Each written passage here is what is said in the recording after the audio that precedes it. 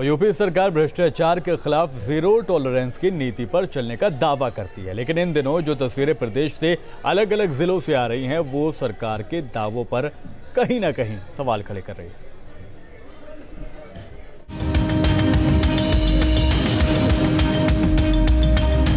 कहीं थानों की वसूली की लिस्ट,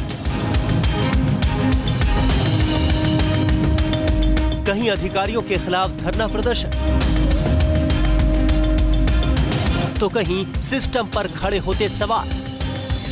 ये वो तस्वीरें जो यूपी सरकार के तमाम दावों पर सवाल खड़े कर रही हैं। सरकार एक तरफ भ्रष्टाचार के खिलाफ जीरो टॉलरेंस की नीति का दम भर रही है, तो दूसरी तरफ सिस्टम को चूना लगाने वाले भी कम नहीं। कुछ दिनों पहले चंदौली में वायरल हुई थानों की वसूली की लिस्ट और अधिकारियों के खिलाफ प्रदर्शन ये बताने के लिए काफी है कि सिस्टम में कहीं न कहीं कोई खामी जरूर है।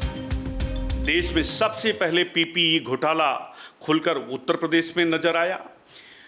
उसके बाद कोरोना जांच को लेकर जो उपकरण खरीदे गए जिनकी कीमत 2500 रुपए थी, उन्हें 9,950 रुपए से लेकर 14,950 रुपए तक उसकी खरीद योगी सरकार ने हजारों करोड़ में उत्तर प्रदेश में करी है। बिजली विभाग का घोटाला सबको पता है। विरोधी इस मामले में सिर्फ सिस्टम पर ही नहीं बल्कि सरकार पर भी सवाल खड़े कर रहे हैं। यह भ्रष्टाचार जो पोल खोला जा रहा है वो अधिकारियों द्वारा ही खोला जा रहा है, और अधिकारियों की पोल, प्रशासन की पोल और सरकार की पोल कि कितना भ्रष्टाचार, कितनी अपनी जड़ें गहरी कर चुका है, उसमें कौन कौन से लोग संलिप्त हैं और इसमें सरकार की हिस्सेदारी कितनी है।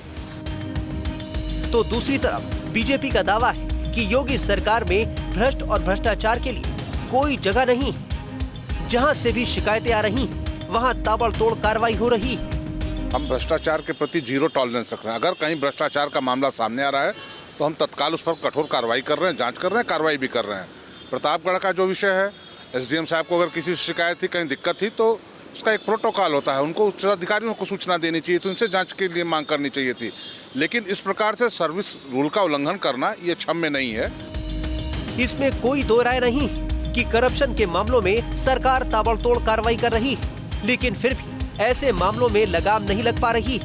लिहाजा करप्शन के मामले रोकने के लिए गंभीरता से विचार करने की जरूरत है, नहीं तो सरकार सफाई देती रहेगी और विपक्ष भी बार बार सवाल खड़े करता रहेगा। Ratheesh Trivedi, news state, Lucknow.